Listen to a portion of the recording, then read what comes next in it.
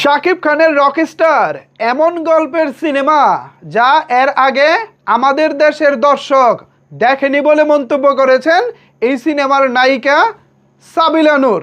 সাবিলা নূর এ বিষয়ে কি বলেছেন চলেন আপনাদের সাথে শুরুতে এই বিষয়টি শেয়ার করা যাক, এরপর এই বিষয়ে বিস্তারিত আলোচনা হবে। যথারীতি আমার পাশে নিউজ কার্ডটি দেখতে পাচ্ছেন। এখানে সাবিলা নূর বলতেছে রকস্টার এমন একটি গল্পের সিনেমা যা আগে আমাদের দেশের দর্শক খুব একটা দেখেনি।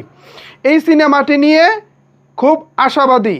আমাদের তাণ্ডব আগে গ্রহণ করেছে দর্শক বা মানুষ, আশা করছি রকস্টার সিনেমাও মানুষ গ্রহণ করবে, অর্থাৎ রকস্টার সিনেমাটিও দর্শকরা গ্রহণ করবে। তো সাবিলা নূরের এই কথা থেকে একটি বিষয় পরিষ্কার, রকস্টার আসলেই ভিন্ন গল্পের দারুণ কিছু নিয়ে আসছে। আমি একটা বিষয়ে অন্তত কনফিডেন্টের সাথে বলতে চাই, শাকিব খান অনেক ভেবেচিন্তেই রকস্টার নিয়ে মাঠে আছেন। আপনারা নিশ্চয়ই জানেন শাকিব খান গত রোজার ঈদের আগে দুটি বড় চ্যালেঞ্জের মুখোমুখি হয়েছিলেন। একটি চ্যালেঞ্জ হচ্ছে পরপর 2 ঈদে 2 জন নতুন পরিচালকের সিনেমায় কাজ করা, আর আরেকটি চ্যালেঞ্জ হচ্ছে এই সিনেমাগুলিকে হিট করে নিয়ে আসা। তো এই চ্যালেঞ্জের মধ্যে শাকিব খান প্রথম চ্যালেঞ্জে হেরে গেছেন বলা চলে। গত রোজার ঈদে আবু হায়াত মাহমুদের পরিচালনায় প্রিন্স কিন্তু খুব একটা ওয়ার্ক করেনি, অর্থাৎ শাকিব খান এই চ্যালেঞ্জে কিছুটা হোঁচট খেয়েছেন।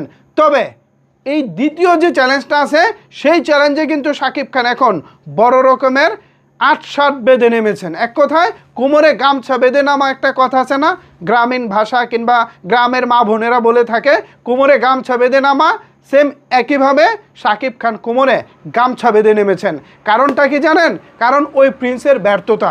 ওই প্রিন্সের ব্যর্থতার পরে শাকিব খান চিন্তা ভাবনা করেছেন রকস্টারকে এমনভাবে এমন অ্যাঙ্গেলে তুলে আনতে হবে যাতে করে আমাদের দেশের দর্শকরা চমকে যায়, আমাদের দেশের দর্শকরা অবাক হয়ে যায় এবং তারা ভাবতে শুরু করে, আরে ভাই ওয়াও, এটা আমাদের দেশের সিনেমা, এটা তো এক কথায় জোশ হয়েছে। সেম একই বিষয় কিন্তু আজকে আভাস পেলাম সাবিলা নূরের কথাতেও। সাবিলা নূর এখানে যেভাবে কথাটা বলেছেন আমার কাছে খুবই ভালো লেগেছে। সাবিলা নূর দারুণ আশাবাদী, তার কথায় বোঝা যায়। সো দর্শক হিসেবে আমরাও তো ভাই আশাবাদী হতে চাই।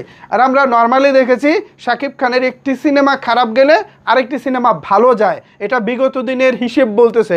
প্রিয়তমার পরে রাজকুমার খারাপ গেলেও এরপরে কিন্তু আবার তুফান ভালো গেছে, কিন্তু তুফানের পরে দরদ ভালো যায়নি।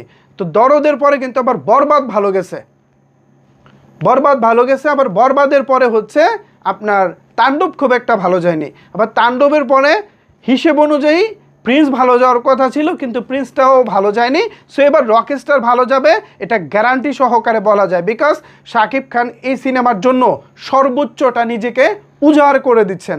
তো ভিউয়ার্স, এ বিষয়ে আপনাদের মতামত কি? সাবিলা নূর যা বলেছেন, সাবিলা নূরের উপরে আপনারা কতটুকু আশা রাখতে পারেন, ভরসা করতে পারেন, জানাতে পারেন আপনার মতামত নিচের কমেন্টস বক্সে। ধন্যবাদ সবাইকে এতক্ষণ আমার সাথে থাকার জন্য।